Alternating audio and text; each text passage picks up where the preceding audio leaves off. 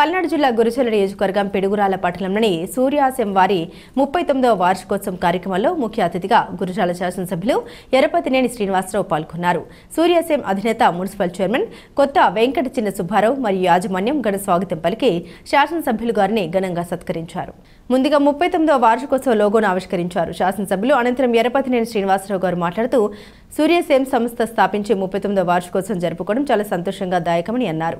మొదటిగా పిడుగురాల్లో సూర్యాసెం సంస్థ ఏర్పాటు చేసి అనతి కాలంలోనే భారతదేశంలోనే గుర్తింపు పొందిన సంస్థగా పేరు ప్రఖ్యాతలు గడించిన యాజమాన్యానికి అభినందనలు తెలిపారు. ఎంతో మంది కార్మికులను పోషిస్తూ వారి ఆదర అభిమానాలు చేరుకుంటుందని, అలాగే సూర్యాసెం సంస్థ మరెన్నో బ్రాంచ్లను ఏర్పాటు చేసి మరికొంతమంది నిరుద్యోగ యువతలు ఉద్యోగ అవకాశాలు కల్పించాలని కోరుతూ సూర్యాసెం పనిచేస్తున్న కార్మికులకు యూనిఫామ్లను అందించారు. శాసనసభ్యులు ఎర్రపతినేని శ్రీనివాసరావు ఈ కార్యక్రమంలో సూర్యాసెం యాజమాన్యం పాల్గొన్నారు.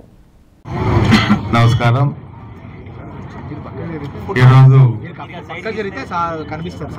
పల్నాడు ప్రాంతమే కాకుండా ఉమ్మడి ఆంధ్రప్రదేశ్ రాష్ట్రంలో ఇతర రాష్ట్రాల్లో కూడా ఒక భారతదేశంలోనే ప్రముఖ కంపెనీగా పేరుంది. దాదాపు 45 సంవత్సరాలు పైగా ఈ పరిశ్రమని స్థాపించి ఈరోజు మనకి 39వ వార్షికోత్సవం జరుపుకుంటున్నాం. అంటే ఒక సంస్థ ఇన్ని సంవత్సరాలు నిలదొక్కుని ఆటుపోట్లను ఎదుర్కొని మరి ప్రజలకి వినియోగదారులకి ఇంత చేరువగా వచ్చిందంటే ఈ సంస్థను ముందుకు తీసుకెళ్లటంలో దీని యాజమాన్యం. నేను 94లో ఎమ్మెల్యే అయినప్పటి నుంచి దాదాపు 31 సంవత్సరం ఇప్పుడు. అంతకుముందు కూడా ఈ సంస్థ గురించి తెలుసు, కానీ బట్ ఒక ప్రజాప్రతినిధిగా ఈ సంస్థ ఎదుగుదల, వినియోగదారులకు సేవలు అందించే దాంట్లో కానీ, క్వాలిటీ అందించే దాంట్లో కానీ, మార్కెటింగ్లో కానీ నాకు బాగా ఇప్పుడే చెప్పాను 96లో అనుకుంటాను. ఆ రోజు ఉమ్మడి ఆంధ్రప్రదేశ్ రాష్ట్ర ముఖ్యమంత్రిగా ఉన్న చంద్రబాబు నాయుడు గారి చేత మరి ఒక కార్యక్రమాన్ని కూడా చేశారు, నాకు బాగా గుర్తు.